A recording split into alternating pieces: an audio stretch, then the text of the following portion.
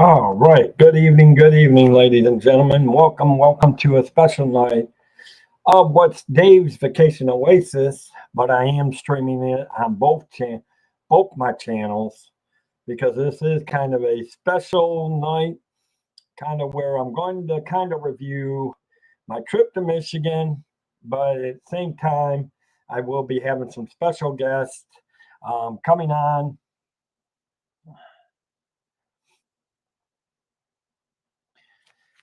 Hopefully, we'll get some here soon. I'll be doing a power presentation. Plus, we're going to be looking at some of my close friends within the Disney community who has had family served in the Navy. Obviously, I myself have served 7.5 years in the Navy Reserves. But let's welcome in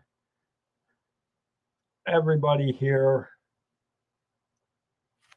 And I see Tinkerbell. Hello, Tinkerbell. Tinkerbell, I will reach out to you. I need to reach out and talk with you about some things. So I'll reach out to you. Hello, let me see. Who do we got? Let me see. We got Shelby on one. We got Jason Thibodeau. Hello, Daniel Berry Sports Highlights. My chat's all over the place. Not sure what's going on here. Tinkerbell, let me see. Shelby, hello, Shelby. Hello, Jason Thibodeau. Hello, Daniel Berry Sports Highlights. Welcome in, guys. From whatever channel you guys are in, like I said, I am looking at both channels tonight just so that people can see. Because this is special, and as soon as I start getting people to come in, obviously they've got the links. But what I'm going to do, let me see.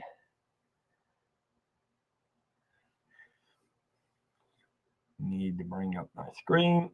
What I'm going to start doing is, everybody knows for a lot of people know, I went to Michigan. I was very stressed over the last few months because of everything going on with my job.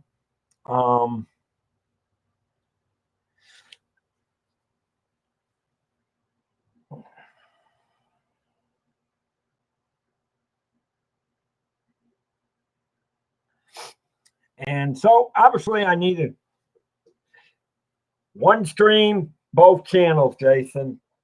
One stream, both channels.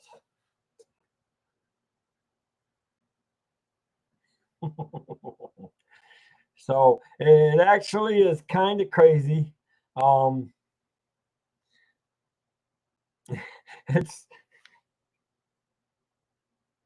Hey, Samuel, welcome in, buddy.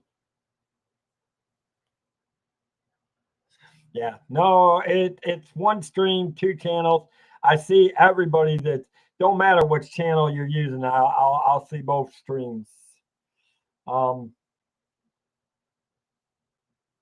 Because this is how much this means to me. I mean, like I said, as soon as I get my guests start rolling in, but we're going to start reviewing my trip to Michigan. So with that, I'm going to bring in that, and as our people come in, we'll add to them. Obviously, my vacation it says July vacation, but it should say June.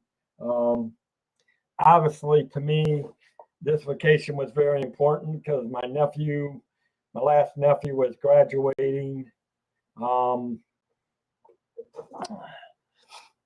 high school. So we had his graduation party the weekend before. I actually went up to Michigan on June 20th. We did the 21st, and on the 22nd, we'll be seeing pictures of my imaginary hound dog going crazy. Well, you know, hey, it is what it is. Just keep it on one channel and you'll be okay.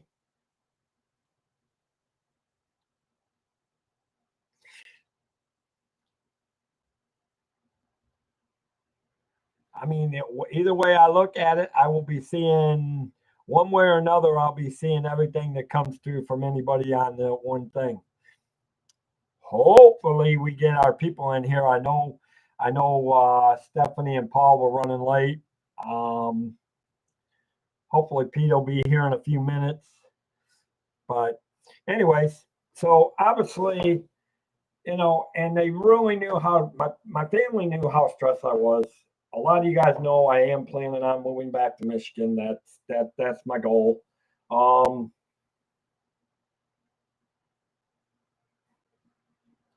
so they actually just wanted me to have a good, relaxing, not so stressed out time. So bottom line,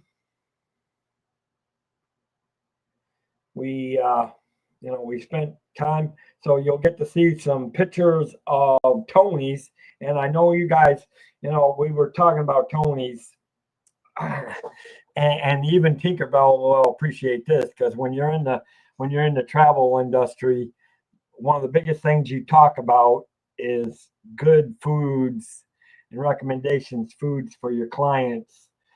Particularly if they're taking on if they're going on cruise lines, you can't get away from not talking about food. Um, so I mean that's just a given. You talk about Disney community. Well, guess what?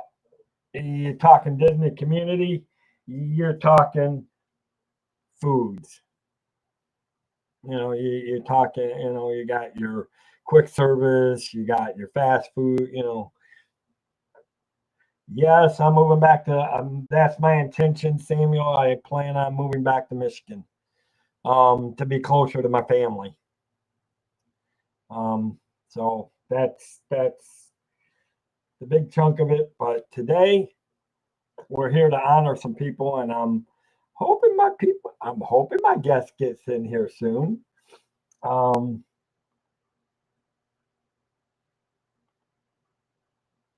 they was all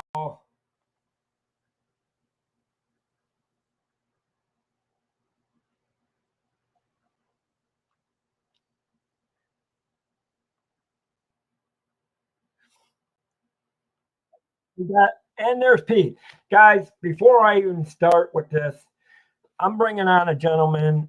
I'm going to remove this from the stream real quick. We'll go through the slides in a little bit, but I want to talk to this gentleman about a real thing because I know you've all heard me talk about the military and how much I love it. This guy uh, is just a great guy. I love him. I love what he stands for, the military, um, and all that.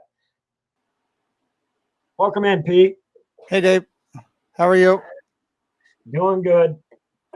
I cannot see any chat here. I don't know how you do that. Yeah, that's the one bad thing about this thing. You cannot see the chat on that. That's Unfortunately, it was one of those things that I had to go to a lower platform because it was cheaper on me. Gotcha. But on the other hand, it's given me some other benefits that I didn't have with StreamYard. So Okay. I had to trade something off, unfortunately, financially wise. No But problem. I thought about you because I know you do so much with Semperfi. I know with the civilian job that you did for many years, you worked very close with the military, and I know the military means as much to you as I know what means to a lot of us within the community that have either served or have had family served, like this lady and gentleman right behind us. And we got our good friends Paul and Stephanie. Good evening, lady and gentlemen. I'm not coming back unless Paul goes off.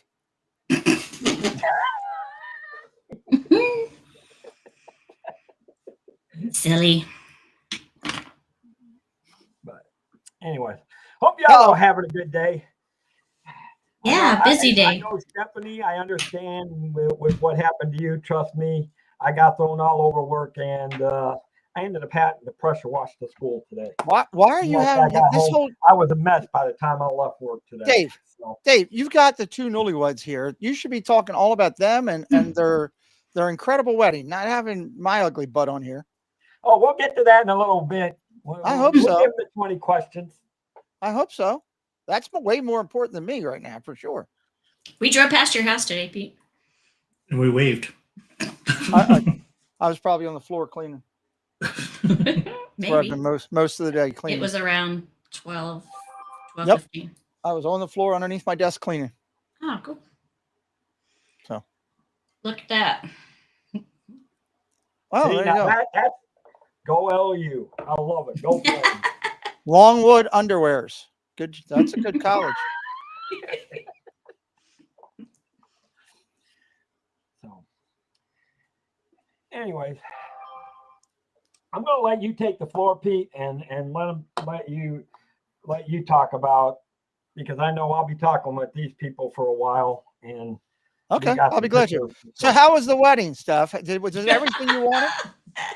It was everything I wanted. Yes, it was great. That's the most. Did Paul drop you? I want to make sure He did not drop me. He did not drop me. It looked very close in a couple of pictures. It did. It did. Especially was when it a good place to have the wedding? Because I see my girlfriend this weekend, so if I come up missing, who knows? I might end up down in Granada getting married. I don't know. Yeah, they did a good job. They did a great job with everything. So I got follow-up questions. yes. Where is this girlfriend? Oh, Tallahassee. 2 Is that her hours name? from me. 3 hours from you? 2 hours from me. I'm going to Have see any of us Friday. seen a picture of her? Because Stephanie requires that. For her to approve, yes. Paul, call some people. Paul's a sheriff. He can find people. I'll get on it. We're going to find this person. What's her name? Name, date of birth, social security number, everything. Does her name have Oodalali? Does her name have Oodalali before? See pictures. Oodalali. She lives in Pennsylvania, doesn't she? Oh. Well, if I move back There's to her name, Michigan, Kate. she's going to end up moving to Michigan with me. So. Oh, wow. really? Yes. Wow. Dave, oh my gosh, I was wondering about that. If she does that, you're going to have to put out. Well, all I'm going to say is life won't get boring. That's all I'm going to say. I don't like this. I can't see the chat thing. They need to fix this. Hey, where some people get teased about handcuffs, well, that's all I'm going to say. What? We've gone down a whole other path. We're not talking about Paul and his apron right now, Dave. We were talking about you and Kate or Kim or whatever her name is. Okay. Well, I think we better get back on track. Hello, welcome in, Julie McGowan. Good to see you. Welcome all those that are coming in. I'm not sure where the track was. All right. Now getting back to what's dear and near my heart, especially after and that's the military. And obviously, and I'm gonna give the floor to you, Pete, because I know you love. What am I doing with the floor, Dave? Huh? What do you want me to do with the floor? I'm not sure where you want me to go with the floor. How are you involved with, I know you can't disclose everything, but whatever you can say about how you were involved with the military and your Semper Fi project, because I really want to push that out there for you to raise money, because I know you did good on your last two things for that, but Okay. That's good. I love you, buddy. But you got to, when you bring people on, you got to tell them what you want to hear. You can't just go and say, here's the floor. This is not Mike Wazowski down in the last floor of Florida, Dave. Military. I started 20 years ago working for a Marine-based company that was private Department of Defense. I had responsibilities for when I ended my career, when my career was put on hold, of every military base from Bangor, Maine to Cherry Point, North Carolina, 52 in compliance. And I had responsibilities that included everything from support through the retail sales divisions to working with Gold Star and 5-star families that have lost soldiers, to raising funds and income for different opportunistic areas. We did things like serving in the entire base breakfast. I was involved personally in like 12 different bases that we did that, 5,000 to 12,000 people coming to do that for support and stuff. So really just, offline support is, I guess, the easiest way. There were other things we did that I don't get involved in and talk about. But yeah, so it was a great thing. We basically supported the military family, and that's what the key thing was. So it's why I've gotten into what I'm doing, which is raising money for injured or less fortunate soldiers from all branches of the military, all 6 now, that they get a case fund selected for them. And this charity does everything from paying for military accessories that are needed, military approved wheelchairs or scooters or equipment to help a soldier who is unfortunate with their ability. They could do stuff like put a extra room on a house or put a ramp on a house. If a soldier comes home and needs wheelchair accessibility, they could, refurnish houses to set up for ADA speculations. It's just about everything they can do. They work with the soldier from the time they select them till the time they leave this earth. So it's a great cause.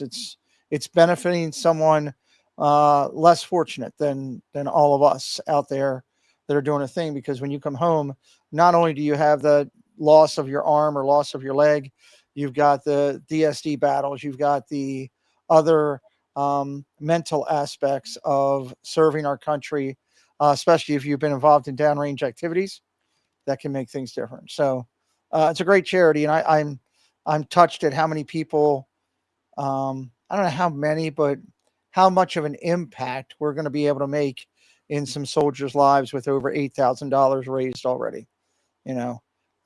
If we hit the 10,000, which was my initial goal at the beginning of the year, the lady was shocked when I told her that. I really felt I know what I've done on other charity events, with the outreach that I have, with my commitment that I put to it. And I really felt like 10,000 was not, I don't think we were going to blow the doors off of it, but I also didn't think we were out of whack with saying I thought I could do that. So I set my goal short, 3,500 on the first range, 3,500 on the second, and then 3,000 in the end. We've exceeded that. I wanted to be at 7,000. We're at 8,100. So we got 1,900 to go in August. And I've personally invested close all year for the entire year, $1,000 of my own money into prizes, so that we could have great stuff to say thank you to the people that made charitable donations. So I don't think I can write those off. I'm going to ask my accountant if I can, but nonetheless, I felt like I needed to have skin in the game if I was going to come in and ask anybody to donate to any bit, any dollar, any penny of their life. I had to show and lead by example through my actions. And that's what I've done. And not only have we got that, we've got donations from many artists and authors along the way. So when it's all said and done, here by the end of August, we will have given away somewhere between $1,500 and $2,000 worth of value in prizes or acknowledgement or thank yous, if you want to call it, for those people who have. So it's a good thing. And, you're helping somebody out there. You don't know who they are, but I guarantee you, if they've gone through anything like I've done, or even worse, I would say it's worse, because, I went to sleep one day and woke up the way I am. Those guys, you're 1 minute driving down in a vehicle, and the next minute an IED goes off and all you hear is explosion. And the next thing you know, you wake up and you're somewhere else, or even worse, you're laying there and trying to figure out what you're doing, and your brothers or sisters there maybe didn't make it. So now you have that added pressure on it. Plus, those injuries, if they're happening, are usually happening on the other side of the world. So not only do they got to get treated, then they got to get home just before they can really start getting treated. So there's so much more on the soldiers aspect than it is on mine. It's not even close. And that's why I'm trying to do what I'm doing. And also too, because one of the things, Paul, the Jets just extended Sauce Gardner big time. That's crazy. Oh, and they're retiring Art Monk's jersey. I'm sorry, I just got hit with all these notifications. Squirrel. Art Monk's jersey's getting retired. Paul, like that. The other thing too is with me doing a YouTube channel and being in front of a opportunity where, you know, you can make money off it. Have I made money off my channel the first 2 years? No. I've lost money on it. I don't have a problem saying that. I got into this knowing it was gonna take something up front to build something. I don't believe you can sit there in an aspect, in my opinion, and this is about me, not about any other creator. For me as a creator, I can't sit there and create content and allow people to super chat, super sticker, buy me lunch, bring me a soda to the baseball game, whatever it is. Okay. I can't sit there and allow people to do that and not give back, not try to do something that is charitable. I don't mind being a creator that's asking people to make donations to a reputable charity that is 501 based, that all money goes right to the charity. No other third party touches it, and is 100% tax deductible for you. I don't mind doing that because I believe that's important. If you're just sitting here and doing this for a money grub, then so be it. But that's not my aspirations. I want to break even. Yes, I want to make a little bit off of this thing where I could take my kids to Disney or something because of all the hours that I put into this, that I don't do stuff with them. But that's my ultimate goal, break even and get a little something there. So my focus is to show everybody that, hey, you can be more out there than you can turn off your monetization and try to help somebody else, not just sit there and say, hey, give me a, you know, whatever, Cash App or whatever the hell you're doing. So. And here's my thing about this. As a service member, it hits me hard because the traveling that I have done the few years that I did that, if it wasn't for, I've seen, well, I mean, I've had friends come back from overseas, from the military, you know, and, you know, when 9/11 happened, that's how I actually graduated boot camp just the weekend before 9/11. Actually, I was supposed to go back to that drill that weekend, and it was chaotic. Yep. But the people I've seen come back from there, from, you know, from the first Iraqi war, and then you look at back where we've come from, where, you know, the soldiers returning from Vietnam, and we treated them lousy. I mean, the Vietnam soldiers got treated lousy. Mm-hmm. To have organizations today like yours, Pete, or even the USO. I mean, look at what the USO does for them when they are traveling. There's a lot of great organizations out there, Dave. I want to make sure that I'm clear upon that. This is one that I chose because it kind of grasped it. Well, the simple reason for why I chose it, I had talked to this Gary Sinise Foundation beforehand, and they declined me. They told me no. And their reason was because I was not a 100% 501c where all money went to charity. That's what they wanted to deal with. So I was like, okay, well, I can't do that because I've got to pay for my cost of doing it. And they didn't consider that as being it. So, and I had looked at that. I'd wanted to do my own charity 2 years ago. But you know, it wasn't the right time for me to do that. So I put it on the back burner. And then, the owner of my company, one of the owners, the father, who Marine, served in at the end of World War II. He was a young Marine, and he passed away. And in his eulogy, the part of his eulogy, and also in his thing at the funeral home, he asked that in lieu of flowers, or in lieu of, as he put it, frivolous dollars being spent where it won't be valued. Great way to put it by the owner of my company. Very well spoken. He encouraged this charity. And I called his son and said, what's this? I see this charity, told me about it and everything. He goes, you know, my dad gave money from every paycheck to that charity, his own money, every paycheck to that charity. And I said, well, hell, this is where I need to be. This is God speaking to me at the right time, at the right place. So that's why I started it. I did it in his honor. It says it right on the front there. It's in honor of Francis Hogan. And, that's my thing. It's my way.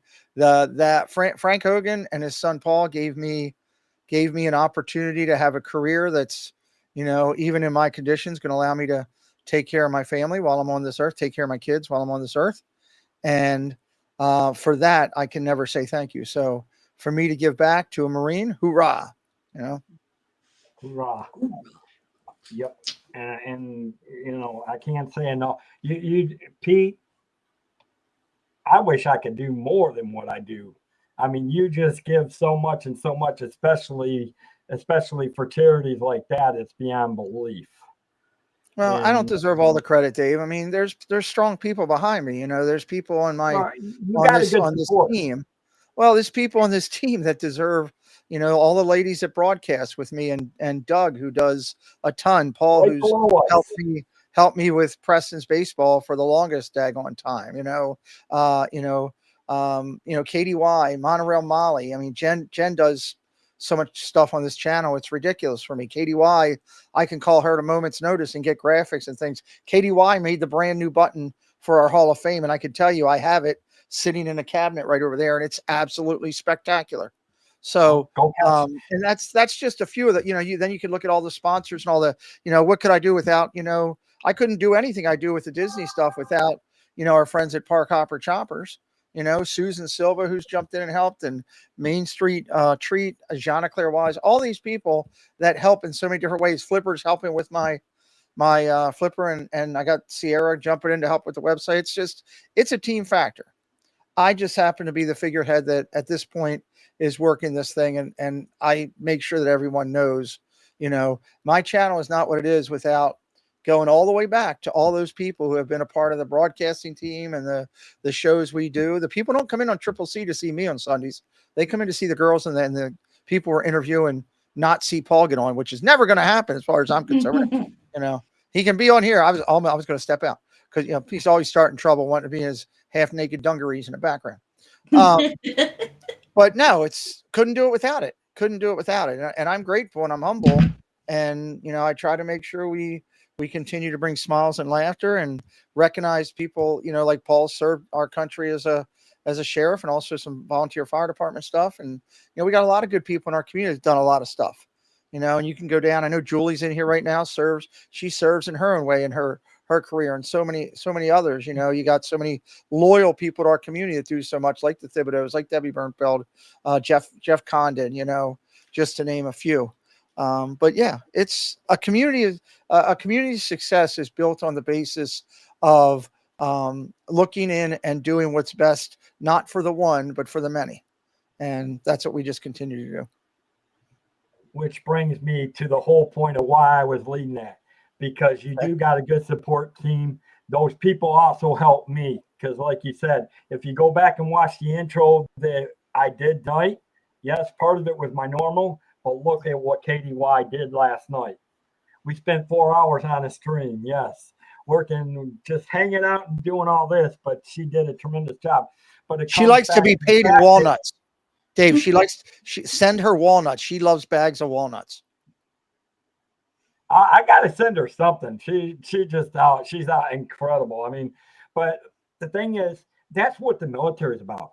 It's about a team working to get the job done. Because in the military, if you couldn't get it done, we'd be all over the place. And that's what I mean. And exactly, and that includes the organization like Semper Fi that you support. They're just another component that supports the military for when their military career is done, who need the help, Well, we've got 3 amazing prize packages that are put together that we will unveil them the night at the meetup on Saturday night. I'll be doing the live stream that night. Debbie Bernfeld is going to handle setting all that up, and Jen is dividing it all up and figuring how it's all going to go. And then we'll have those packages out there, and we will announce, we will get all of the donations for people that want to, that come in from that night, between now and that night, I guess I should say.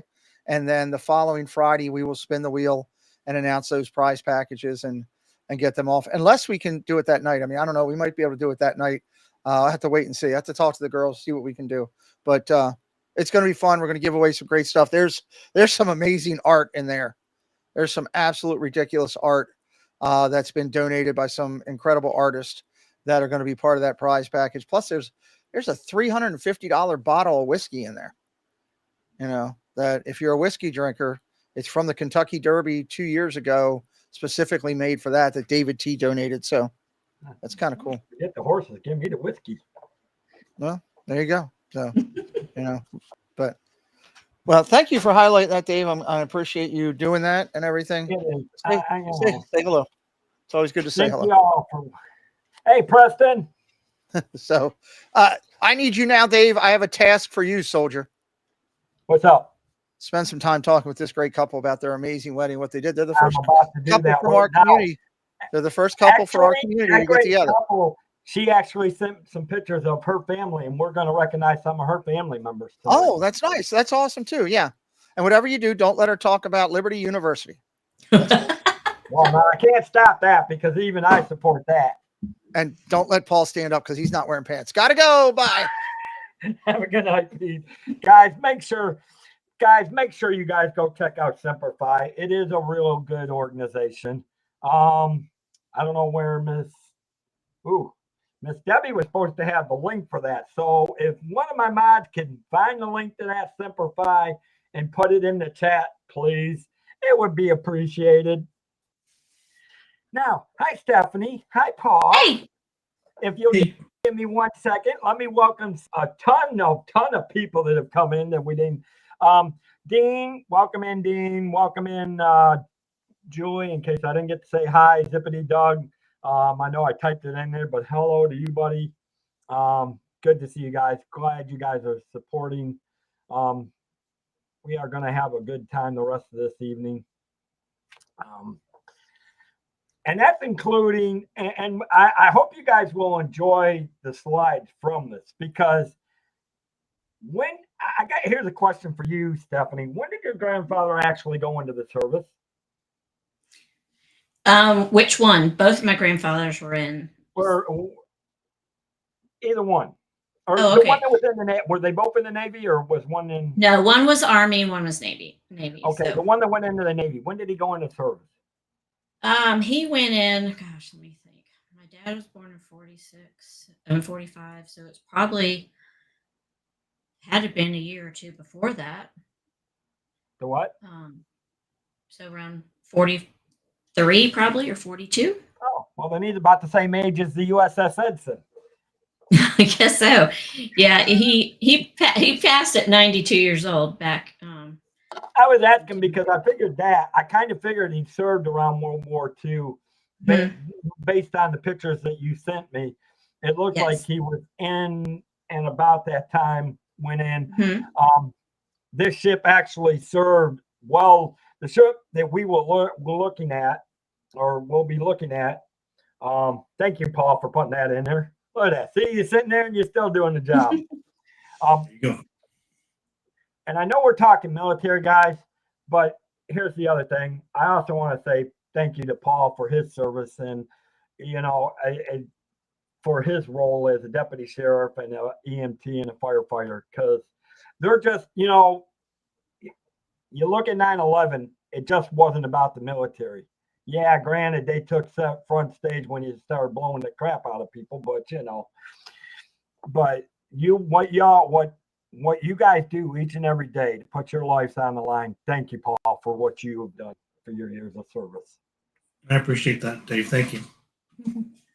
So hopefully you guys will enjoy the slides, and we'll bring up some of your pictures as we do that, Stephanie, as we go through the slides. But, because this is kind of, and I love that. I'm like, I've got to do this because I hadn't done anything. I usually try to do something for July 4th, but this is, if I can at least honor some of the family members who have served in the thing, it'll be good. So this, and obviously my family knows I love the military, and I didn't even realize they had a destroyer in Michigan as a museum. Well, Bay City had the USS Edson. Obviously, you see my nice little hat. I love it. Go Navy. Nothing better than now. Beat Of Army. course, the destroyers back then are a little bit different than they are today. The destroyers are today are more of a missile guided destroyers than they were. Oh, really? Ooh, that's interesting, Joy. So I'm not seeing it. as soon as I can find out where my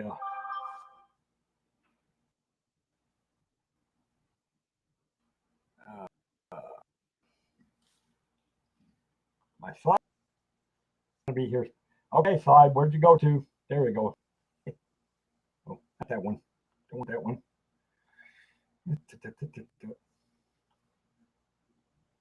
Right. Maybe it'll work. All right. So obviously, you know, that's a picture of my niece right there. Mhm. You know, I'm the good looking guy on the left in the white uniform. So, you know, that's just saying, okay. That's, you know, I look like cartoonish anyway, so I might as well be that one. But, you know, here's what I love about the Navy. You know, you're talking about teamwork. My big thing is I love this. When I went into the Navy, I went on the Airedale side. I actually, this might scare some of y'all people, but I actually was learning to become aviation ordnance, which means putting the bombs together and putting them onto the planes. So I would have learned explosives. So don't panic. But it is. But there's something about serving on the ships, serving out in the seas. You know, just serving in the military across the plains as is. Yeah, so my grandfather was on a ship and my dad was a pilot. So he did the I was Air Force. wondering that. I saw a pair of gold wings. Mm-hmm. Hey, I always said Navy flyers make the best pilots. Well, that's what most of the companies that are Do you know what he that flew hire for? pilots, they'd rather get a military one than somebody who's just gotten their private pilot's Oh yeah. license. So, Unfortunately, though, most pilots end up retiring, end up flying drunks across the country. Most of them do. well, my dad got hired by That's the long running joke. yeah.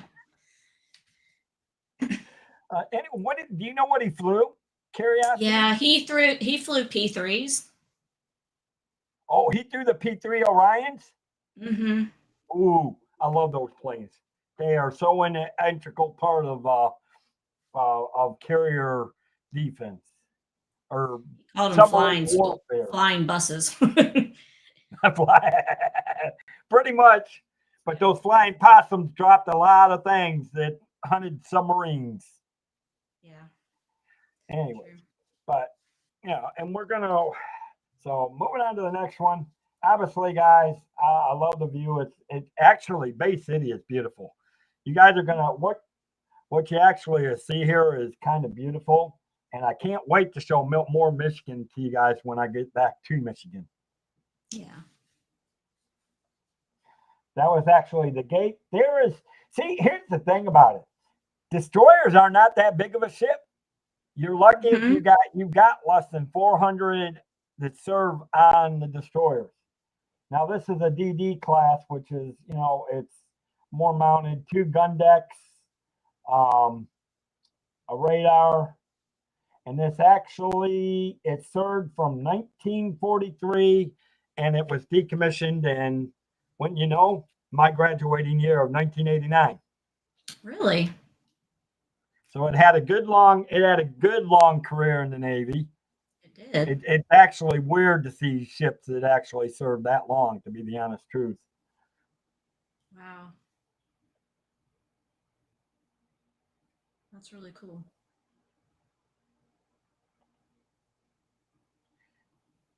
You know, and of course, Okay. there's a different view from the back going to actually where we're walking there. It was the gangplank to get aboard, but then there's that, I don't know. Just ignore that ugly guy in the middle. I don't know who he is. Just some ugly guy that got in the picture somehow. I don't know. The weather looks wonderful. Oh, it was a beautiful. Here's the thing. Beautiful sun, blue skies, but a friggin' hot day. Like anywhere. Oh, it was? So it was still hot anyway. It was definitely high. Oh, and speaking of KDY, if you guys need to go back, if you didn't catch the intro music, go catch it, because Pete was talking about one of the people that does a lot of stuff for this community. That's KDY. I'm telling you, she did a great job in honoring. It came out great, Katie, and I think I actually timed it perfectly on what I did. So just to let you know, all that hard work paid off. Very good. Ooh, we better get off this ugly guy. Now, here's my favorite. I love blowing things up. Would I love to have that gun?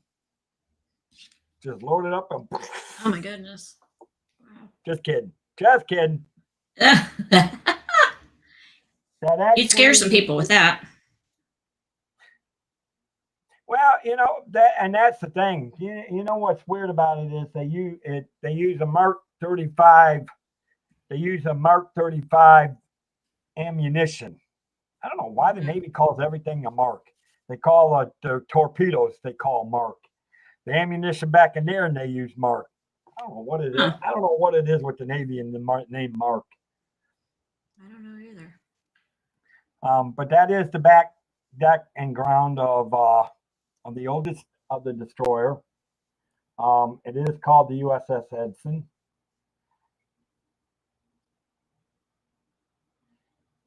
And were you on it when it fired? No, it didn't actually fire. No. It's a museum. Okay. Oh, okay. Well, no, I mean, were you on this ship when you were in the Navy? This ship was decommissioned even before I graduated high school. Oh, that's right. Okay. Right. Yeah. It was actually, if your father went in 43, the ship was just built and named because it actually started servicing in 1943 during World War II. Okay. And it served from 43 to 89. I see. Okay. So my grandfather, he could have been on that ship. Hey, John, welcome in, buddy. Hey, what are you doing in the chat? Get your tail on screen. You were supposed to be here. I'd have to find out. I'll have to get back to you on that one, Julie.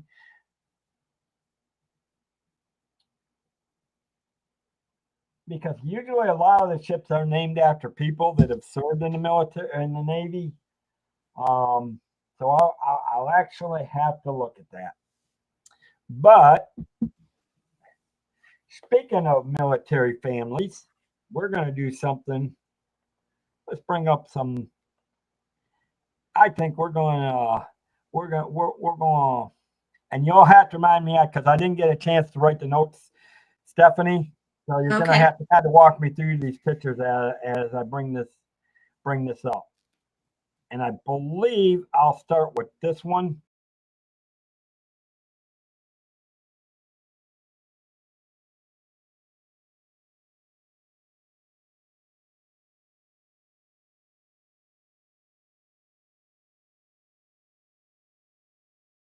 Break on a car. And he is my dad's dad. Did you not get? Yeah, there it is. Kind of the top of his head's cut off a little bit, but. Oh, the top of his head?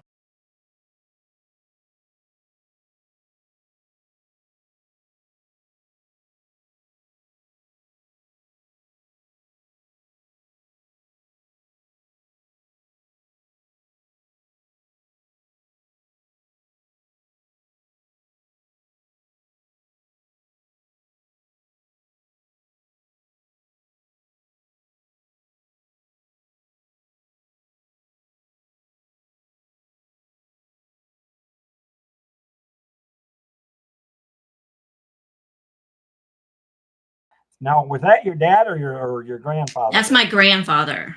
That's your My grandfather. dad's dad. Mhm. Okay. Yeah. So now, how long did he serve? I really am not sure. I need to ask my dad about that. But I know when he finished, he wanted to go to medical school. But at the time, I guess it was just out of reach financially. So he went to mortuary school and became a funeral director after that, and then had Well, 3 yeah, successful funeral homes down in Miami and Hollywood area and Fort Lauderdale. you will have to say, give your dad my respects. I mean, respects to your dad for serving and your grandfather. Of course. Then my dad went to the Naval Academy. He started Oh, there. that's a double. He went to the good academy. So now I know now I know why You know why we're you all like good him. friends. You like Liberty University. Mhm. Wow. See, there you go. We got a good community here. Yep. And he started at Naval Academy at 17 years old because he didn't turn 18 that year until Oh, the he end of actually got in November. at 17. Yeah, he was young. Let me, I was always this. How did he get into the Naval Academy? Because it's not. I'm going to tell you. Mhm. Oh, there's John. Hey guys, Another military. Hey, Stephanie, Dave. And How of you course, doing? we got to give hats off to John, who served in the Air Force. And then I think your dad served in the Navy as well, correct, John? Yeah, yep. Yeah, actually, I got something here I was going to show you. This was presented to me when my father passed away at the Let's funeral. make it big. Oh, that's nice. It's Nice. Ooh. Wow. That's all his Navy stuff. There you go. Cool. That is, Yeah. oh, that's cool. Yeah. Yes. So he did 22 years in the Navy. I wish I had done that. I'd probably be retired about now. Yeah. I have my Like I grandmother. actually I'm sorry just I'm late. had We were out in the somebody ocean. from the Army. Our boat broke down out in the ocean today. Oh no, how horrible. Yeah, we're about 22 miles out. So Oh my gosh. How'd you get back? How did, it's how called did you it's get called back? sea tow. They towed us back. Oh, okay. I'm like, have to Yeah. find some paddles and Yeah. Paddled all the way back. yeah, that would have Anyway. stunk. All right. Well, of course, I think that's a little bit closer of the gun.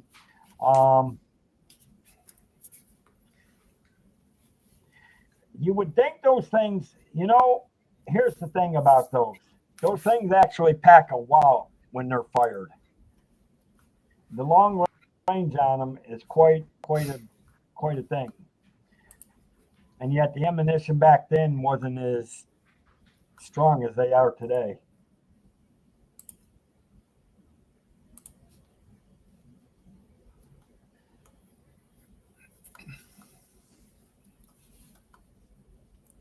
Dave, are you on that shit?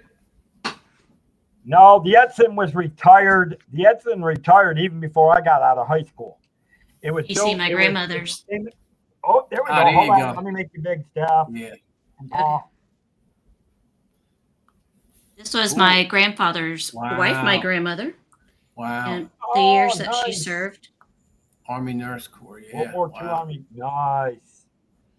And I've got her flag in here from Arlington National Cemetery, where she's buried with my Yes. grandfather. And we'll see that picture in a little while. Yeah.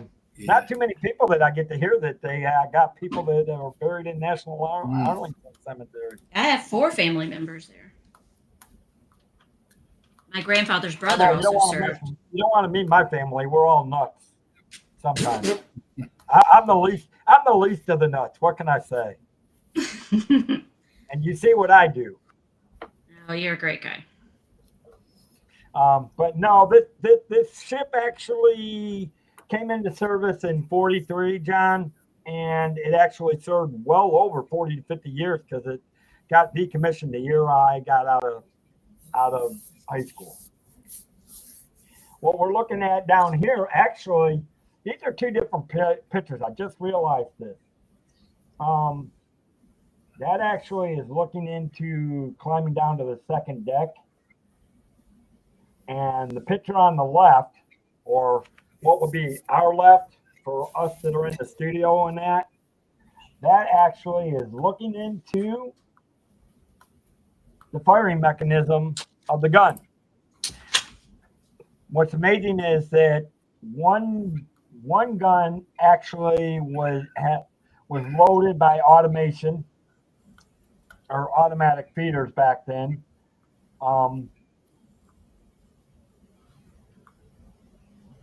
And I think the forward deck gun, which you'll see a picture of later, actually was loaded by personnel. And of course, then there was a cert, which you'll see pictures later too, which will be a central gun firing control center. What kind of ship is that, Dave? Is it an escort? It is escort? It is a destroyer. Okay. It is a escort destroyer. Destroyer escort. Okay. Yeah, its primary duties for that one, because of it, and you can tell by you can actually tell by the numbers and what it things like today. You'll see the different codes for if it's Arleigh Burke-Class. Well, Arleigh Burke-Class will still make it, but you got your escort destroyers, but then you got your frigates are pretty much. But now a lot of your destroyers are being able to fire tomahawks, so they're taking a little bit more active in combat roles for along with the carrier. Besides being responsible for protecting the carrier, which is at the center of the battle group.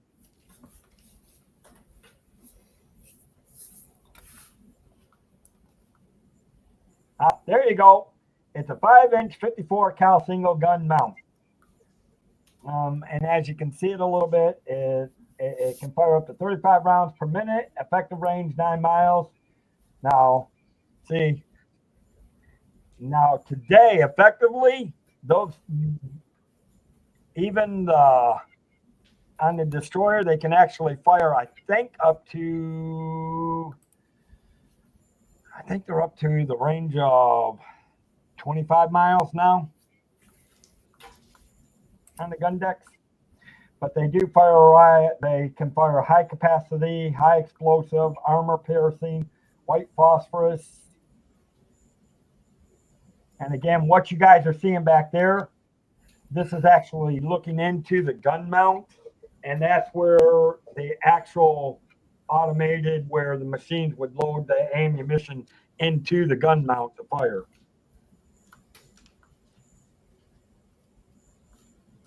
And of course, the picture on the right is a little bit kind of a different access of it.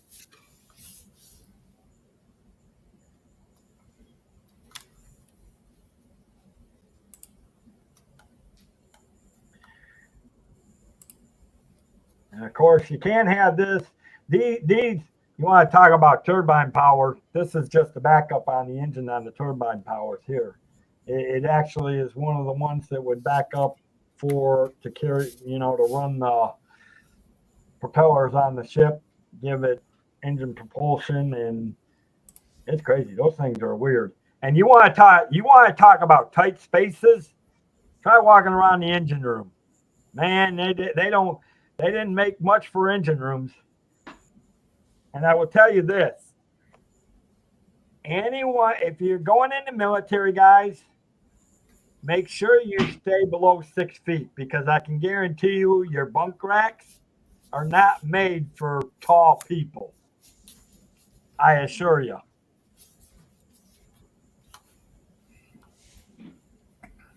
Of course, there you go right there.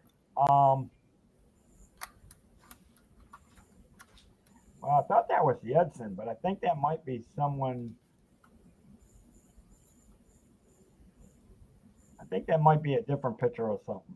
I think I got that one crossed, but that's another. I think that's a frigate right there. So much talking about so many different pictures, but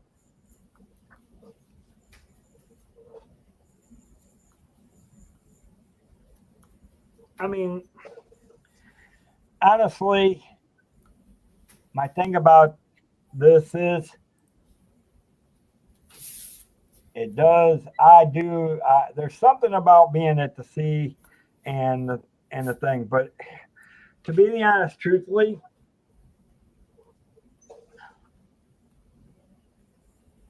and I'll go with you. I'm going to start with you, John. You served in the military. What is the most meaningful thing that means to you a lot of being serving in uniform? And because here's the thing: being in uniform is not a right; it is a privilege, and that privilege does, for a lot of families, it was a high price cost for our freedom. So I mean, and John, I know your dad served, you served.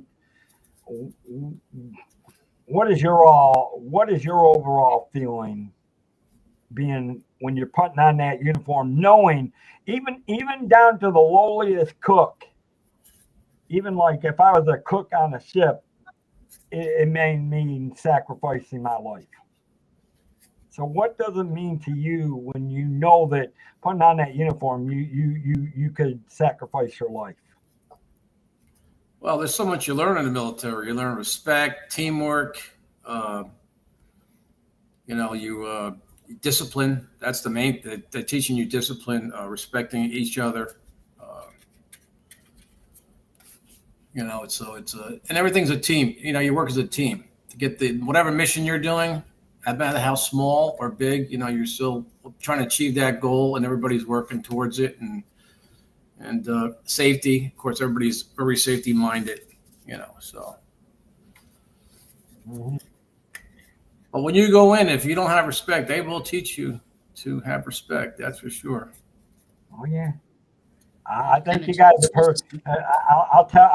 If you haven't heard the story, I have a funny story from my boot camp. Trust me, John. I know you've heard that story.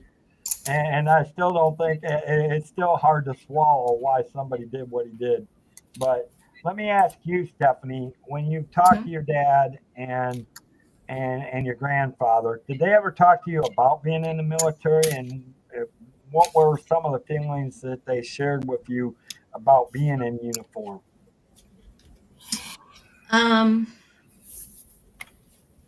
I guess it was, back when my grandfather went in, I think that was sort of what a lot of people did, to, as maybe a first job or to get education as well. Because when you served, a lot of times you got a skill, and, most of them were young when they went in, 17, 18 years old. And they were honored to serve their country. I mean, it was a privilege. They didn't see it as something they were being dragged into or something they didn't want to do. It was an honor back then, to be someone who could do that for their nation. They loved this country, and Exactly. did until the day they died. So And that I would fully agree. I mean. Oh, and I think we got Mama D in the house. Hello, Yes, Mama she D. is. Hi, sorry everyone, I fell asleep. Sorry. Kind of it figured happens. that. That's okay. Listen, I'm lucky I didn't fall asleep. It's been a rough day.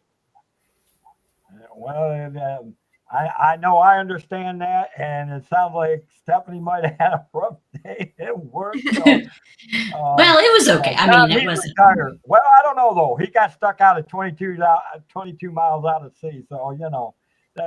that don't sound like John, it's a you good win. either. But Sure. and here's a question for you, Paul. and it's coming from more from the civilian, but you served in a uniform. You served in a different type of uniform. What does it, and I know that because I've tried to put on that uniform 30 years ago going through the academy. And I know I've talked to you about that. Nice. And I know it's a big deal with that side of it. Coming from the civilian, what is your opinion on what you do and anybody that's in, whether military or whether they're police, civilian, or police, firefighter, EMT, they're still putting on a uniform. And we've all heard horror stories of, in fact, I was just talking to someone the other day, EMTs were being pop shot at lately somewhere. Yeah. That's true. And there's a reason why they call it paramilitary service. And you go through almost the same thing as going through a boot camp, because when you're going through a police fire academy, you're going through the same type of regimen as far as respect and that type of training, because you're on the front lines. Essentially, you're getting yelled at, screamed at, and all kinds of stuff. And you have to be prepared for it, essentially. And I fully agree. That's why to me, there's no difference between being law enforcement or firefighters and military, because you guys are putting on that, even though you guys are serving the civilian side of it, you're still putting your life on the front line. You're trying to protect us from criminal organizations. Well, obviously the military is trying to protect us from the bigger goon boons, but you guys are still fighting. You guys are still putting your life on the risk in uniform. And, to me, it's so much more. And here's what I think, again, thank you for sharing these pictures, Stephanie, because to me, there's something, applause to every, Paul, John. I don't even count myself personally. I was just a reserves. You should, Dave. You should. You serve too. When you put on a reserve, we all know it's a privilege to do that. And we do it. But imagine being back in the 40s when your country got attacked on December 7th. And all of a sudden, like thousands line up to put on that uniform. And again, Stephanie, not just your grandfather, but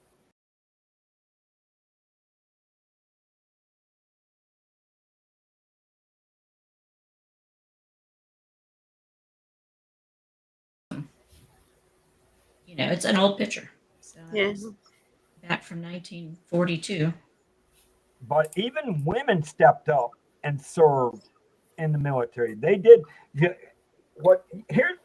don't think a lot of people fully understand how much that generation sacrificed their lives.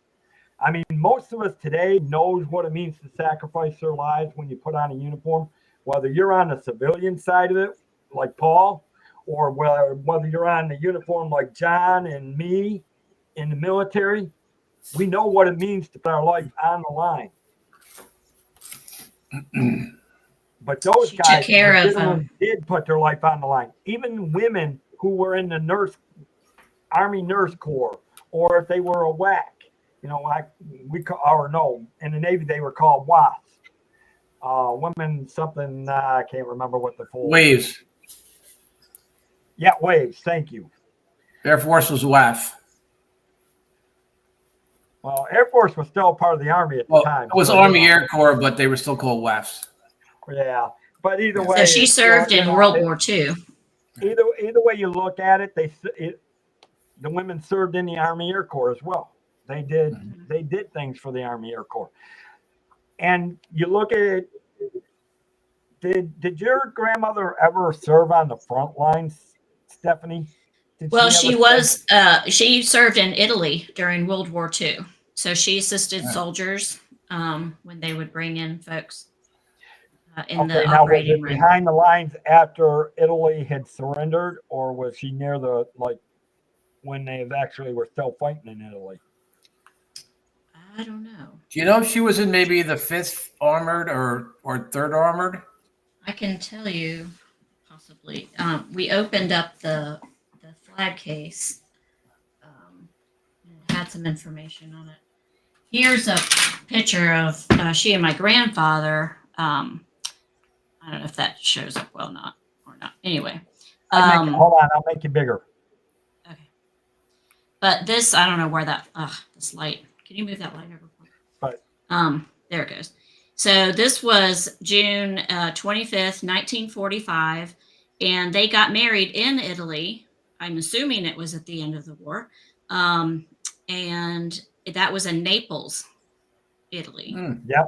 And by then because we had already had VE Day for, at that point, the fighting in the war in Europe had been over for a little. Okay. So I know I do have pictures of them on the beach down there too. It was August. Well, but again, here, my thing about that is that, again, hats off to that generation, including anybody's, and I think, Debbie, Yes. your dad probably was part of that generation, I'm assuming. He served the World War II. Yes, he was in the Air Force. So he did that as well. Now, my dad missed World War II, but he did serve. He served in, sergeants. I don't know how the sergeants like my dad. He must have paid the sergeants off. He only went next door to Canada, and he didn't go overseas. He went next door, as I tell him. My brother missed going to Vietnam. I think they were doing numbers. They were doing by numbers, I think it was. And I remember. Yeah, well, they were drafting during Vietnam. And I remember listening to the radio, them going by numbers or birthdays, whatever. Korea was that they did not want to send previous people that had served in World War II. Right. So they were calling. And we were hoping my brother was not going to be called in Vietnam. Yeah. But either way you look at it, that generation. Here's what makes, to me, and don't get me wrong, I think anybody that serves in the military is special, but there was something about that generation that fully stepped up. I mean, you look at December 7th, 1947 or 41, and what Pearl Harbor went through. And then you get all, and all of a sudden you get millions that volunteered to go fight. I mean, and think about it. Women served in the front lines as well as nurses. I know they were serving in, when Philippines were lost. They had nurses on Bataan and Corregidor, and so hats off to the women that, as well as the men. That generation is outright majorly. Harlan, welcome in, buddy. In Italy, 5th Army Area under General Mark Clark, such as inept leader. Yeah, exactly, Julie. They were cut from a the cloth is so different than any other generation. Exactly.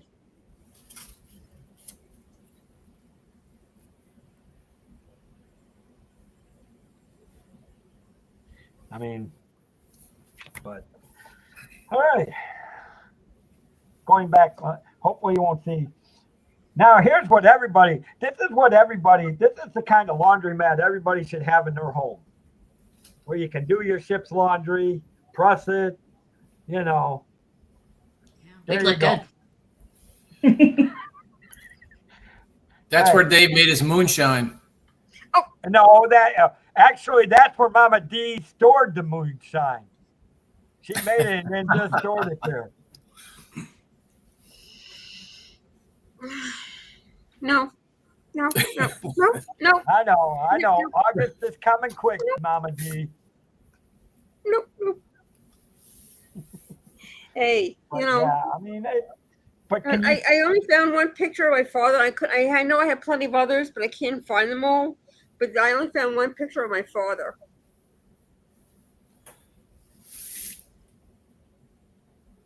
Ooh, Jerry had to watch his numbers being called 1 through 50 were rumored to go to war.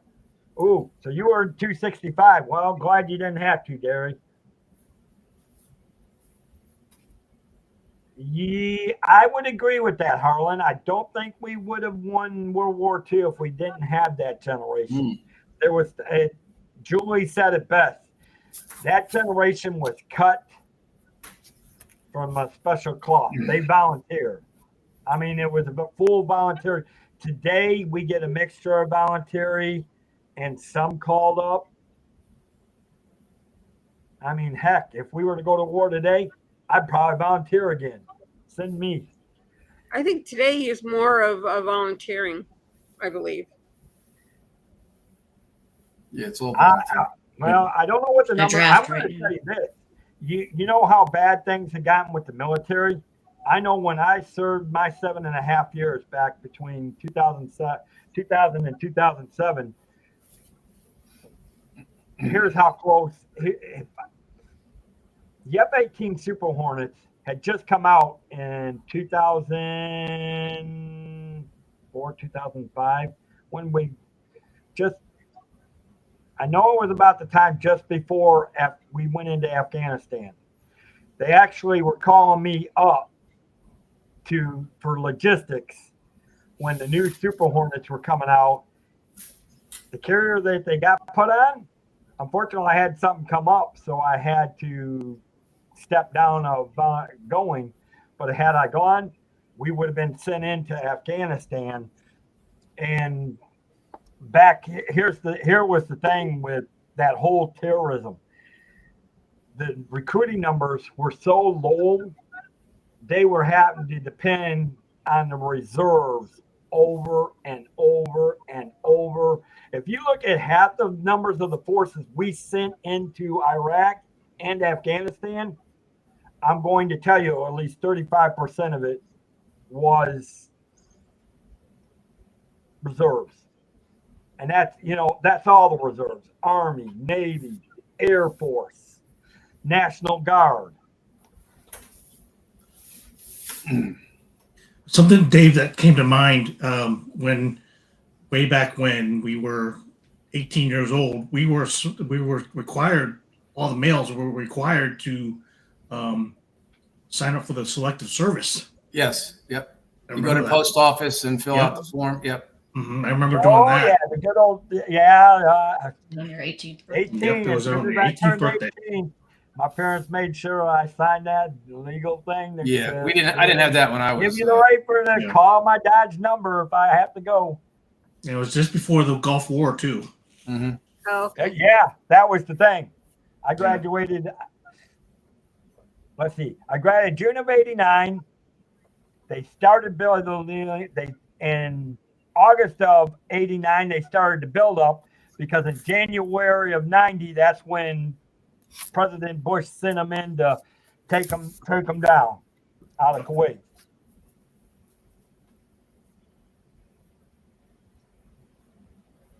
Yeah, I remember doing that at 18. I Oh, was like, nice, okay. Richard. Yeah, I'm.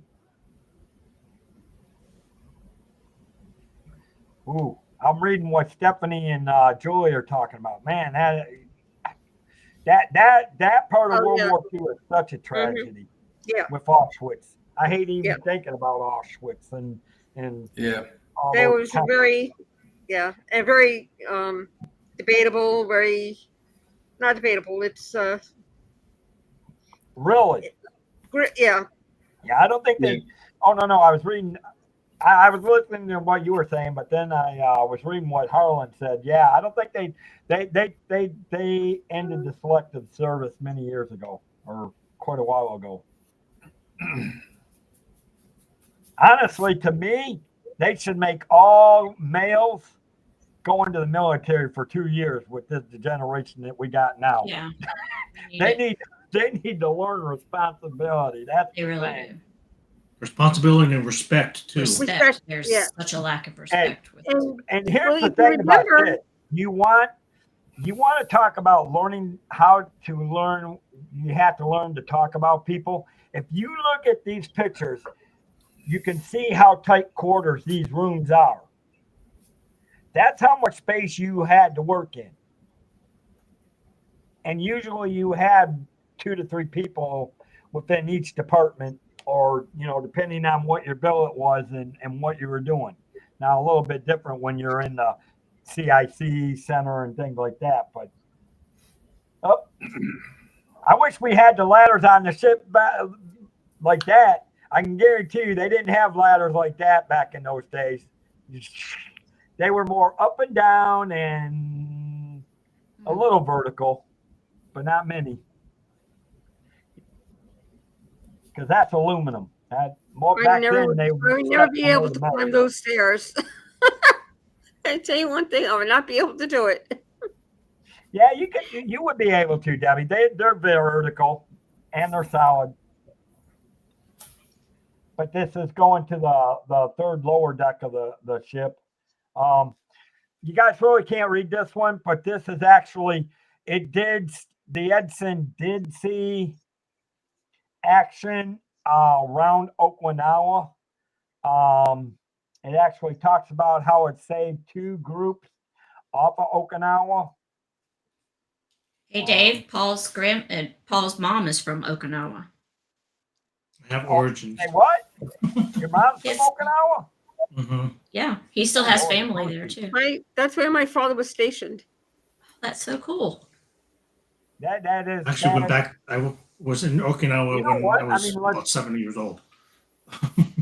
Iwo Jima and Okinawa. I mean, you think about all the battles that happened in the Pacific. Iwo Jima and Okinawa were 2 of the worst ones that you really did not want to be in because they were severely bad. I mean, you're talking thousands of Marines, Army soldiers killed, sailors killed. I mean, because by that time the Japanese were doing kamikaze. So even being on the ship in those days was not safe because you had all these kamikazes that were packed with explosives that were trying to blow the heck out of everything, particularly the carriers. So, but that's cool, Paul. I didn't know that. That's actually cool because she came from My nephew is in the Air Force right now, and he's stationed in Okinawa. Nice. One of them. Yeah. But they say that's a beautiful country. I wouldn't mind love to go seeing Okinawa. Japan's Beautiful great. beaches They and everything say- else. In fact, I think, who was I talking to? That's one of the few places left that you can actually go and still see some of the pillboxes the Japanese actually built. Probably. Unless they've taken them all down by now. But last I knew that you actually could. Paul, is that the one base where they have problems with the albatrosses on the flight line? I think so. Right? Yeah. I've heard that. I heard about that. Yeah, a couple of cargo planes have got them in the engines and stuff. Ooh, that's not pretty. That's a big bird. Yes. That can't land. Yeah. Yeah, I actually had a coworker who was stationed there too, many years ago. Oh, my Petunia. Did y'all see what Harlan had said?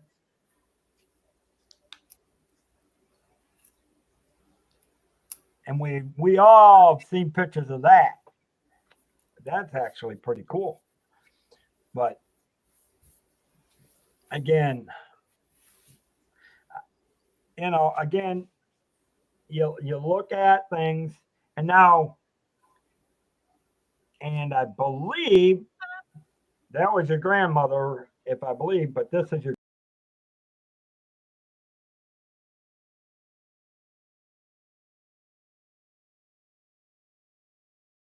He worked in the medical corps, and I guess that's how he met my grandmother. But he also received a Purple Heart and Wow. retired as a full colonel in Fort Benning, Georgia. That's where he. Well, again, hats off to your hats off to anybody. I mean, Debbie, hats off to your family for And here's the thing, hats off to the families of the service people, because it's not just the members who serve, it's the families who serve with them. And they're both buried together in Arlington. Now, how would you all like to have to climb straight down through that? I'm going to tell you this. Ugh. That hole is Only the very young. tight. I climbed through it. Young I and skinny. guarantee you. I'm glad I'm not as big as I was, because if I was any bigger, I'd be. Anybody ever? There was a movie called Tigers something that Disney did, and this I just caught part of the scene in this movie, and the guy climbed. He was climbing all the way through, and then he opened up and pushed it, and it was one of those round things like hatches like that, and he got stuck. I'm like, boy, if I had been any bigger like that guy, I would have been stuck myself. Dude. That would be like the time I went to a submarine, and I don't recommend this anytime soon. If you ever go to visit a submarine, a World War II, like a diesel engine submarine, don't climb in the tower if you're over 5. If you're over 5'5", stay out of the conning tower, because it ain't fun. You're staying. Debbie, you could fit. I could fit. I can fit in there too. Very true. If you're 5'5" or smaller, Debbie would be fine. She'd fit The perfectly. last time I crawled through something like that was in a practical rescue class, and it was a manhole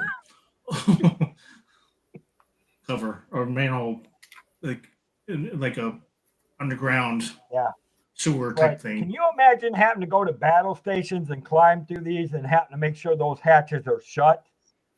Because, a lot of these hatches, when they go to battle stations, a lot of those hatches, because of the flooding, they have to end up done, closed, and they do not get resealed until you get the okay and clear from the bridge.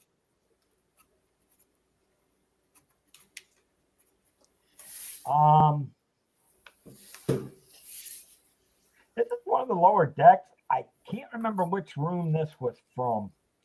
I think this was near this would have been part of the, actually, I think this was part of the medical facility, sick bay.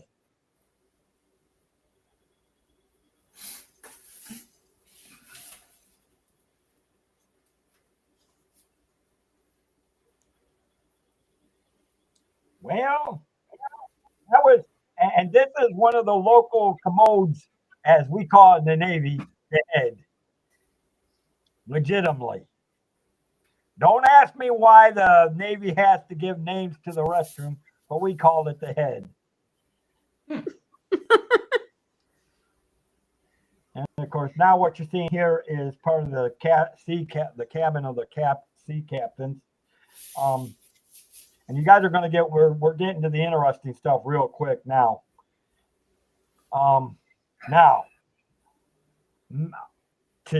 Can you imagine? This is how much information they had to deter. This would have been all analog. This would have been part of the bridge of the communications. It would have been part of the Combat Information Center, where they tracked, monitored the Japanese, any fleet, enemy fleet or ships. And of course, would have got relayed to this, where there's the bridge. And of course, there's the ship wheel. There's plot course would have been here.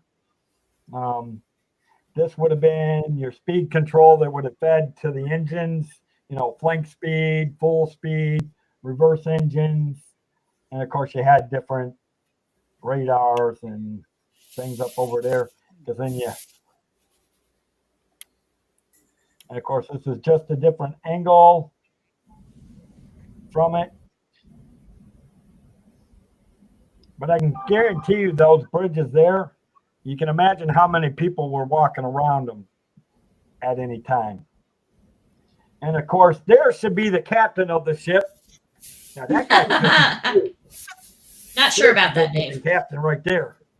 Oh, jeez. That ship was in good hands, I can guarantee you. Good thing it wasn't going anywhere, huh? Wait a minute. What's up with You're out that? of uniform, so you're out of uniform there. How much Yeah. training do you have Hey, taking a destroyer out to sea? I drove a boat at Disney World.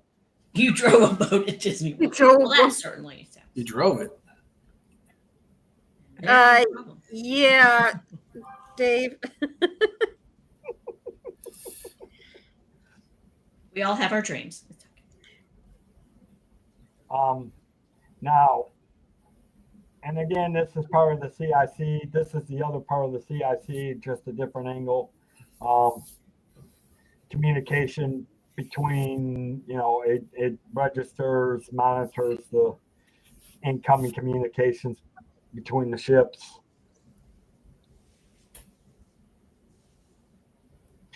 Now, what you guys are seeing here,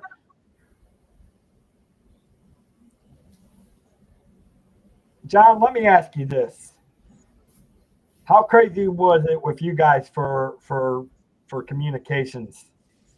Have you ever seen anything like this? What you're Talking seeing to on me? the right is communication flags. It sends independent, like if you're traveling in a battle group, one ship, obviously you would have one ship that would be the lead, and it would send up, usually it's the carrier, if it's a carrier battle group. It would send up these type of flags, and it would give different information as to what the ships were going to do, Like that. And of course here, they always kept these on the bridges so that they could recognize the different types of enemy ships. Should have flipped them around and put them vertical.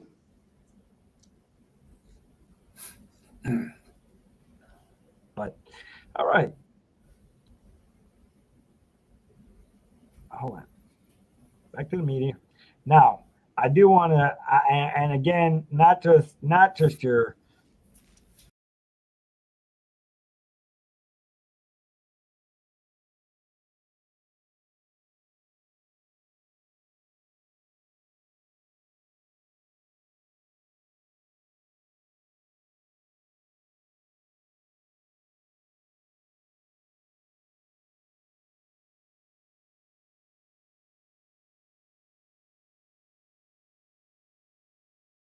That's not good. Oops. Okay. Sorry, guys. I don't know why the pictures did that on that one. But that would have been, I'm not sure, that would have been the one with someone with the airplane, the plane. Yeah, it was my mom putting the pin on my dad. I guess. Now, would that have been your dad? That would have been your dad, right, Stephanie? Right, he was a pilot. Mhm. Right. That flew the P3s. Back when the That's what P3 that's what my Orions dad were did. young, because I know the P3 Orions were still active when I was coming out, Yeah. but I believe they're retired now. That's what my dad did. P3 I don't Orions. know. I think the P3 Really? Orions are still being used. You was pilot? That's awesome. No, he was a crew member. Okay. Yeah, I Awesome. think my father was a crew member. On P3 too, also, Debbie? I don't know Patriot, but he was, and when he was in the Air Force, he was a crew member. Okay. Very cool. He didn't fly the planes, but he was on the crew. Yeah, he was actually aviation storekeeper And he on the P3s. and he went deaf in one of his ears because when they were bombing, he lost part of his hearing. Yeah, My dad has hearing aids. P3s are sub hunters. Oh, okay. They're sub hunters. They drop buoys into the water for sonar, and they get information back. And they also have harpoon missiles on the planes itself to take out subs. Wow. P3s were nice little dangerous planes. Yeah, they don't have that many anymore. Now they have the P8s. P8s. A lot of the times they used them for submarine warfare. To Yeah, protect actually, the one of the fleet. biggest bases now is in Jacksonville. My dad flew I over know. at Guam Hey, and Hey John, Japan. how did you know? How did you know where I was staying? My main base was where I was stationed. You in Jacksonville? I was at Jacksonville. Oh, okay. NAS Jax was my home base. Right. They used to. They So have. I got They to have see a the lot. P8s there now. Once in a while, I would get to see. They actually have one squadron of F-18s, Mhm. and they had 2 squadrons of P-3 Orions. Yeah. And then, of course, because we also have Mayport, that's about, what was it, about 20 miles north.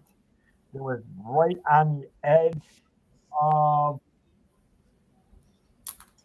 Jacksonville, where we actually, well, John F. Kennedy, USS John F. Kennedy, not the new one, but the old Kennedy that got retired several years ago. Um, it was the last carrier station there, but there's a lot of frigates and destroyers still stationed. Mhm. But it also had, that's where a lot of the carrier wings were. I was born on a naval base up in Washington State on Oh, Whidbey wow. Island. Well, there you Wow. go. hmm Then he was stationed after that in San Jose, California, and then Pensacola, Florida. And then we moved How long did your father serve, Stephanie? 10 years. And then he was hired by then Piedmont Airlines, and that's what brought us to North Carolina. Nice. So Very nice. Okay. Well, now you'll get to see a little bit of the signal bridge. The signal bridge pretty much was the ones that hoisted the flags. If you ever watch the movies and you see the lights going, that was your Morse code between ships so that they didn't have to run the communication risk of, I mean, obviously carrier groups back, especially in World War II, they were pretty much none. You didn't communicate it by radio. You pretty much did it by either flag signals or light signals. And that's pretty much what the signal bridge did. Oh, there's my other favorite one. The forward gun deck. Ba-boom.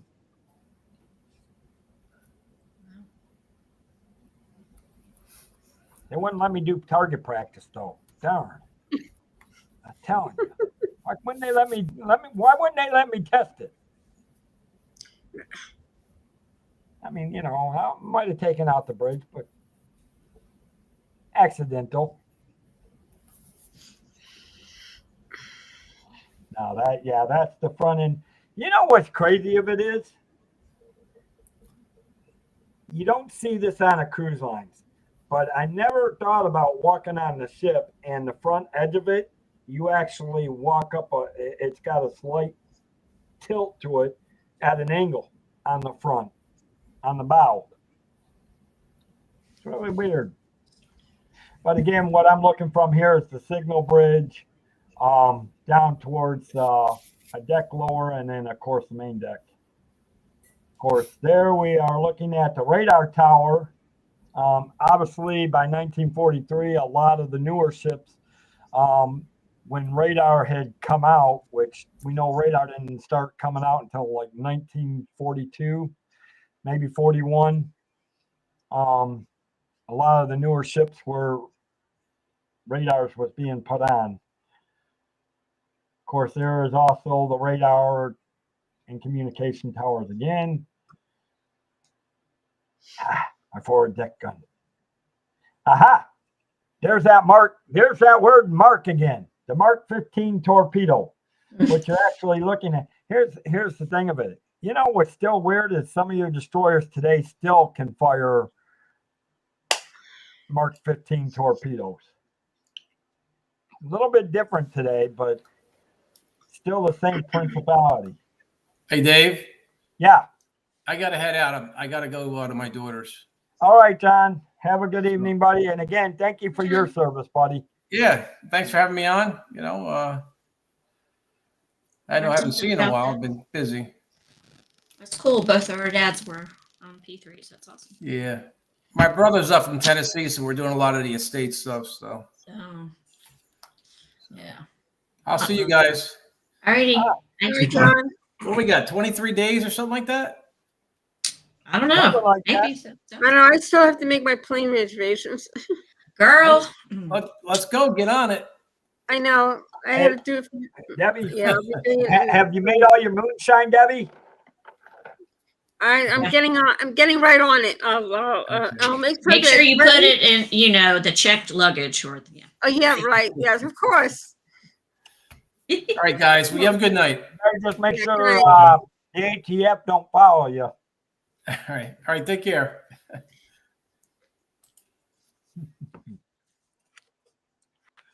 And of course, here, guys, that's just a boat that if they had to actually put a boat in there to do certain things, patrolling, rescuing, most of your boat, it certainly ain't going to survive. If you have to abandon ship, you ain't going to get time to put that in the water.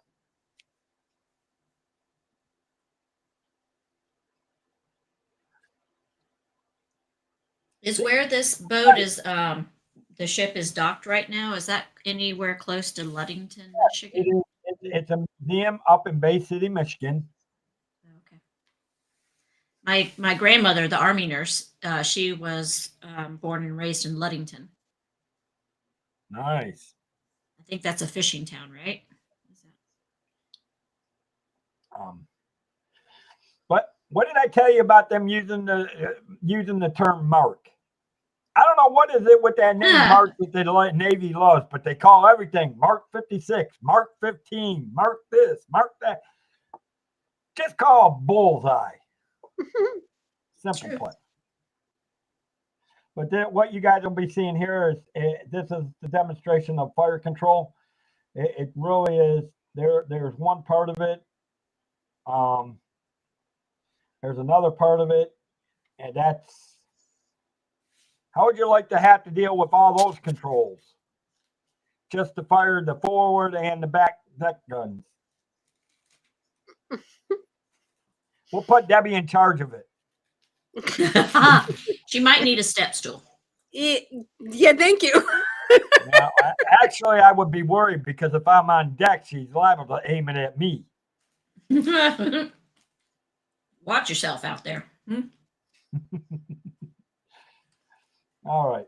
Well, that's all that, but I do got a couple of things, and we will, so we can remove this from the stream. Hopefully you guys enjoyed that. Yeah. I mean, I enjoyed it. I mean, when you're someone like that who has spent the time I did in the Navy, you love visiting the ships, and then you think about the people that served, like Stephanie, like your dad and your grandfather and your grandmother, and not just when I'm talking serve, I'm not just talking about the Navy, but I'm talking all the different military. And now today we have to even think about what like I said, that's why I said, please come on, Paul, because it's not back, beforehand it was, you thought about the military, but with everything that the law enforcement and, the firefighters and EMTs have gone through since 9/11, you guys right up there. You guys should have gotten recognized years before that. It's a shame that it took one bad incident to recognize what you guys do. And again, that's why,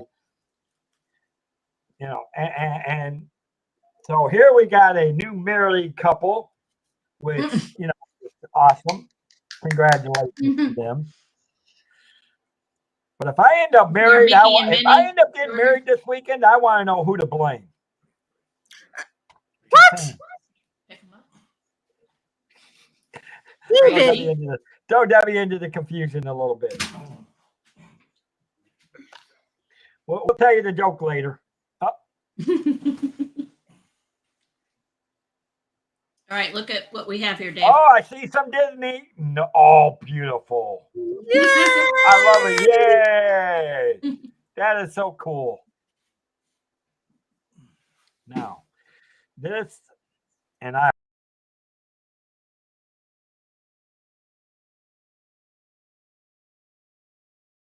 and I can tell people what you would have seen there, guys. I don't know what it is with the picture because it shows up fine when it downloaded, but for some reason it wants to make it 10 million miles bigger. I don't know why. That would have been the picture of him going into the Naval Academy, correct? Correct. Mm-hmm. And hopefully this one will turn out.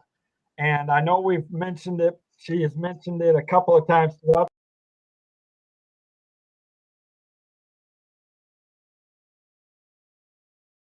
You tell them where They're with my Army grandparents. And they are buried in Arlington National Cemetery. So obviously hats off to their family. You guys, you know, it's special when you have a family that does that. Like I said, hats off to anybody that has anybody that served. Because like I said, I've got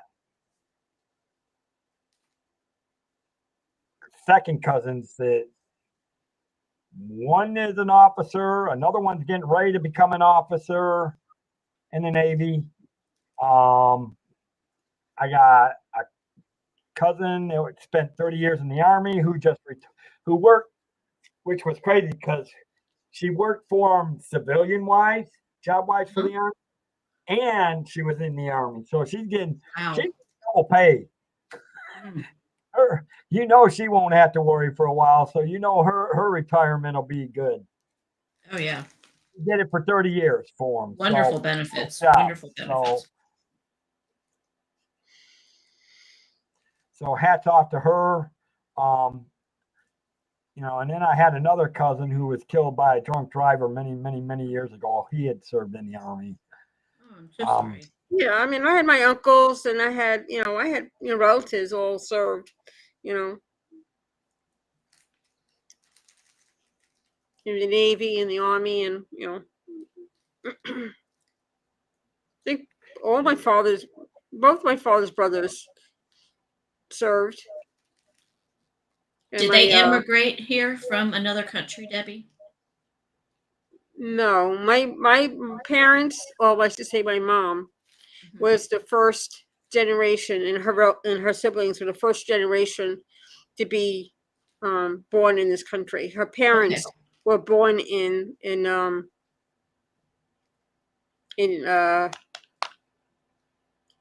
Turkey. Oh wow, okay. Mm-hmm. My grandfather, the one that's buried in Arlington, he was first generation to be born here on that side of the family. Both of his parents immigrated from Finland. Yeah, my father was second generation on his father's side, and on his mother's side, I don't know. Yeah, I don't know about my father's mother too much, but yeah. My mom spoke her first language was not even English. It was called Ladino. It's a very old Spanish. It's from Spain. It's from Spain. Wow. Yeah. So before she went to first grade, that's the only language that she spoke. Oh. Unfortunately, we don't know Espanol here, so you know. But the Spanish that they have today is not Spanish. It's not proper Spanish. It's not the proper Spanish. It's slang. I can't even speak proper Spanish. It's Cuban Spanish. No, my mom spoke this from Spain. Yes. She spoke the real, but she lost all that when her mom, when she went, and I was like in fourth grade, I think, when my mother's brother went. Yeah, you know what? You know, you're talking about the Finnish, Debbie. This is true. Julia is right. I didn't know that. Right. Yes, Upper Peninsula is very popular with the Finnish up there. Because I have a lot of relatives, but they live in Stuart, Florida. That there's a big Finnish community there, I guess, too. So. Yes. I know. I got relatives, but the best one, all my siblings still live in Michigan, but the best one will be moving back. So Oh, geez, David. With his girlfriend. Yeah, with my girlfriend. Or maybe Oh, wife. In the I don't know. generations, Goodness. Who knows? I Who just knows? All I'm going to tell you this is, don't expect me saying she's pregnant anytime soon. She better not be. Oh my God, Dave. oh, speaking of generations, I ain't gonna lie. well, She- I she want to say wants something kids. about that. What were you saying, So Paul? if you see me faint out on a stream, you'll know why. Paul, I what just were you happen to saying? be first generation for my family because my parents met. They were born respectively in China and Japan, and my sister and myself are first generation here. Yeah. Yeah, Anyways. but anyway, yeah, I don't know, guys, but Yeah. again, yeah.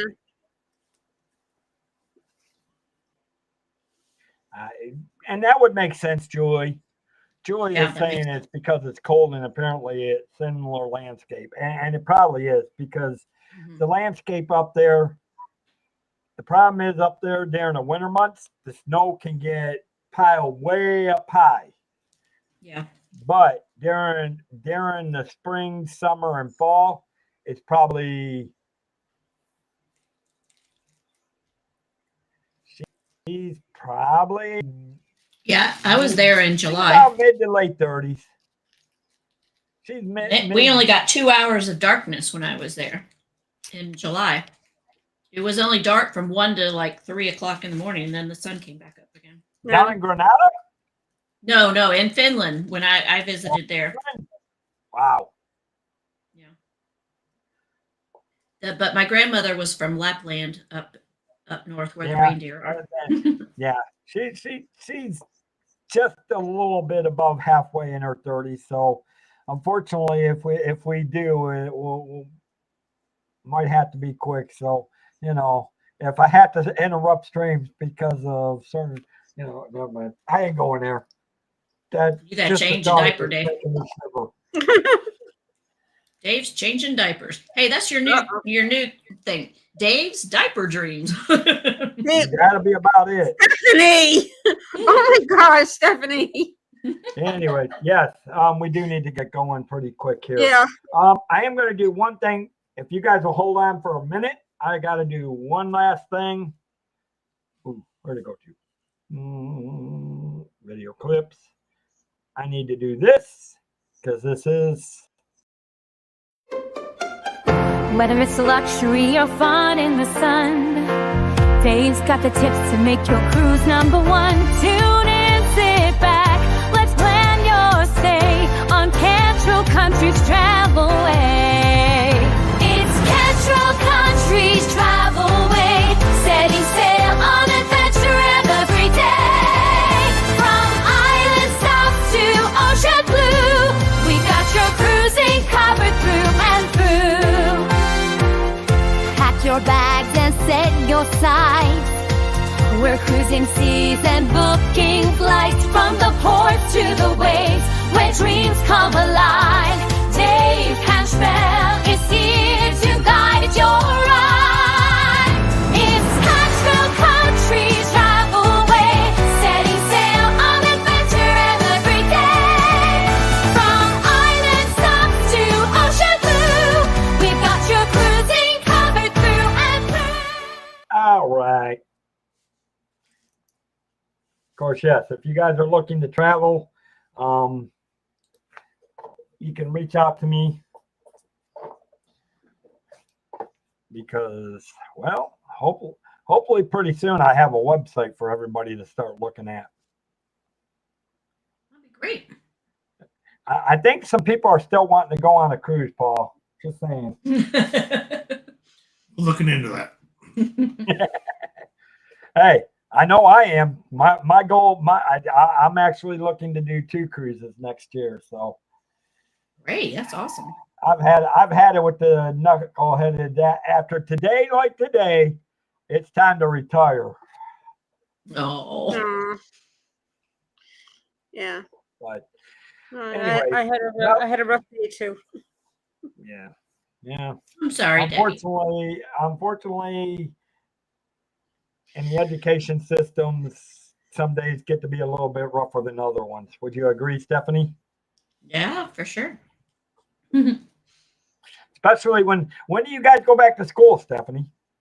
I don't know. I think around the 8th of August or something, but I Okay, wanted so to you get a guys head are start just a few because days ahead of us. I think we go back the 10th. Our now when I teachers say come, that, our that's teachers come back a week before then, but okay. So when I say that the 8th, that is when teachers report back. I think kids come oh, back on the 18th or 19th, I think. So, yeah. but since Sounds Pete's like about meetup the is same going to be time. that I was weekend gonna, I was gonna before, say you're gonna be at Peace Meetup. I Well, know. So that's why I'm trying to get a head start and get my room set up so I won't have to be running back and forth, Okay. trying to work and do the weekend. Yeah. So, Okay. Let the I other keep teachers deal forgetting with it that you too. live there now, Stephanie. I keep forgetting about that. yes. I forgot all. Paul went today and helped a lot. So he was awesome. Did a lot for me. Yeah. So So moving yeah, furniture. I know, My brother's wife used to be a teacher too, and my nephew is a special ed teacher. Both his and his wife are special ed teachers. Oh, that's awesome. Good for them. That's wonderful. true. All right, guys, make sure you guys, Yeah. the All-Star is about to start in a few minutes here. Yeah, Make yeah, sure I you was guys gonna go over to say. each channel. Okay. One of my mods, if one of you guys can get that and put that in the link for the thing, we'll send it over to Pete. Again, if you're looking to travel, I know Debbie put the links in there. Eventually, I'll be putting some banners up. Hello, Mandy Adams. Welcome in. But honestly, I want to say thank you, Paul and Stephanie, for coming in, and thank you, Stephanie. You didn't have to, but thank you for sharing your family's photos. That's it. Again, thank you for your family service, because even as a daughter of a sailor or a military person, you guys serve along with the person in uniform. Paul, whether I'll keep saying it again, it might drive you nuts, I don't care, but you deserve just as much as anybody. You spent time in uniform protecting agree. our lives in the civilian world, so I agree. you deserve recognition. Yeah. Thank you. And Debbie, Thank you we'll for give her having us love on, Jim. because she sells moonshine anyways. Oh, you Even if shut. moonshine, we'll give her love anyway. And with that, I know I'm going to Yes, be a dead when I come up there in August. So, yeah. but thank Too you far for coming away. on. I know you can tell you're tired. But so here, guys, just to let you guys know, probably no streams this weekend because like I said, if everything works out, I plan on being gone and pretty busy this weekend. Okay. we have a fabulous time. When are you Yeah. going to go to the parks to stream? I was about to. Good question, Stephanie. I was just about to mention that. I'm Good segue. buying my tickets on Wednesday. It'll be July 26th. And Okay. most likely, guys, we'll probably start at Epcot and end it at Hollywood Studios because everybody seems to want Fantasmic for the fireworks. So hopefully y'all can come in and out. And if you like Fantasmic, you'll catch it because it'll be a full Okay. day. I'm going to be honestly, for me, it's going to be fun because it'll be the first time in over a year and a half that I've been to Disney World. It'll be the first time in a year and a half that I've actually been put in the parks. Yay, that's wonderful. Yay. And Bakes is going to be with you, Baker. So, in fact, actually, we might even hang out with the Disney Baker for a while too. So you might even get a Baker sighting on the stream somewhere along Very the way. good. Very good. So with that, guys, I'm going to say again, thank you guys for being here tonight. It's been fun. I know, Paul, I know you moderators are going to be a little busy here in a couple of minutes with the baseball. American League for the Tigers. Yes, I agree. Seattle's American League. especially when Detroit Tigers win it all this year. We're, Well, we can hold out that hope. hey, they're going to win it all this year. All right. From your mouth to God's ears. Now, Yeah. thank you guys for being here. Any final thoughts I'm from you guys? sorry. Anything you guys want to say before I sign off real quick? Thanks for having us on. It was fun. Yeah. Sorry, Thanks. I was late, Dave. You are never late, Mama D. Quit saying that. Sleep happens. Sleep happens.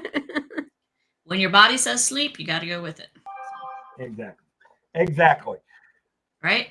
Well, it doesn't tell me to sleep during the night like everyone else does. Well, then you just got to get it where you can. We're It tells me to insomniacs. sleep We don't sleep. during the We're day when insomniacs. everybody We else don't is sleep at awake. night. We stay up. We're night owls. Woo, woo, woo, woo. My father was a night owl, so I think I got that from him. The only reason why I end up having to go to bed is because I got to get up at 4:30 in the morning to get up and go to work at 6. Right. Yeah, that's So, all right, guys. All Again, thank you for being here. Travel Channel, guys. We will be doing the cruise line. Keep an eye on the lookout for that, because I'm Okay. trying to get some things going, work on some projects with Tinkerbell too. So there might be Okay. some Tinkerbell sightings again on the cruise line show. All right. Especially with the new Royal Caribbean ship coming out fairly soon. I think that comes out the 25th. So we'll have some new stuff to talk about really soon. Very Or good. maybe. Anyway, all right, guys, go to Pete.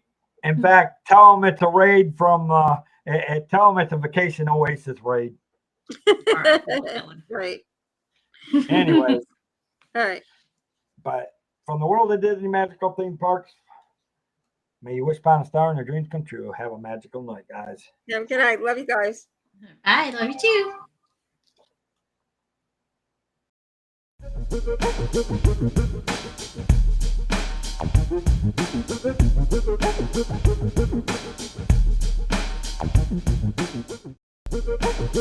Thank you.